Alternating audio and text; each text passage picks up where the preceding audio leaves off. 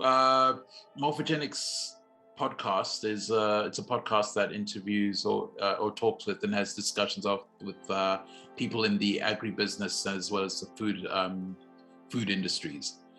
So it's our aim is to have discussions and interviews with people doing interesting things in those industries.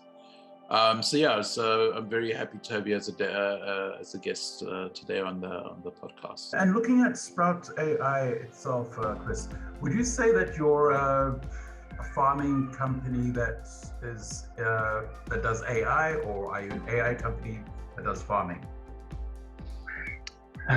Both. I do have an agricultural background. I also have a very early IT background in software development. I did work for GE IT Solutions. I managed the North American division for them back in the early 2000s. And prior to that, worked on building the world's first B2B, B2C multilingual, multi-currency software for the internet. So I'm both. Having come from the farm and also understanding that technology is a tool, being able to apply it in a new way is what we've brought to the table.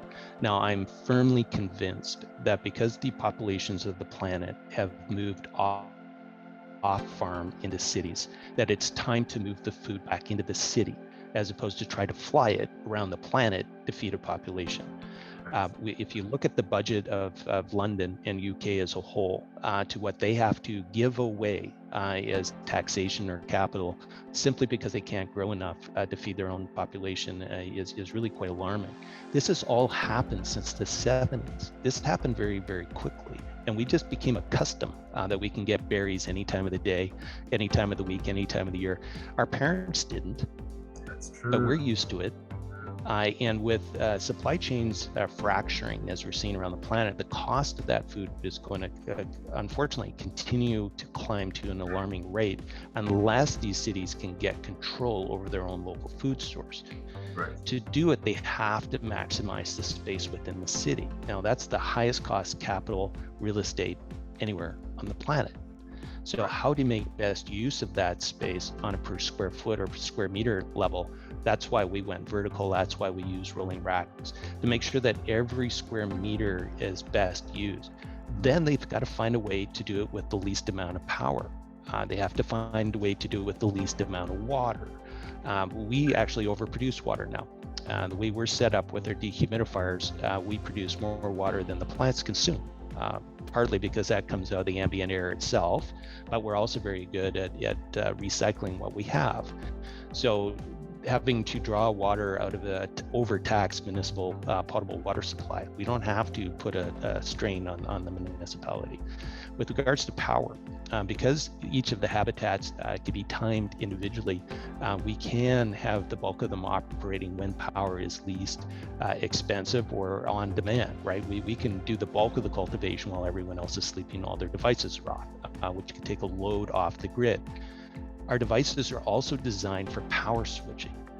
We are all about renewable power, but we have to be able to take that power in any form in which is given to us. Right. And most competitors forget that.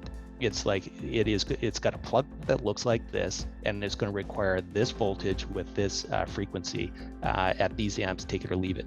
No, that's not the way the world works now. You have to be very adaptable. You have to be able to configure to what power is available, and we've done that. That was a major change for us and something we invest a lot of time and energy into.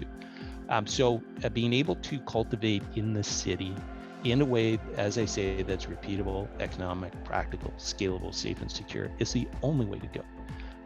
And because of that, I'm very thankful that we're at the start of that now. We're ahead of the game.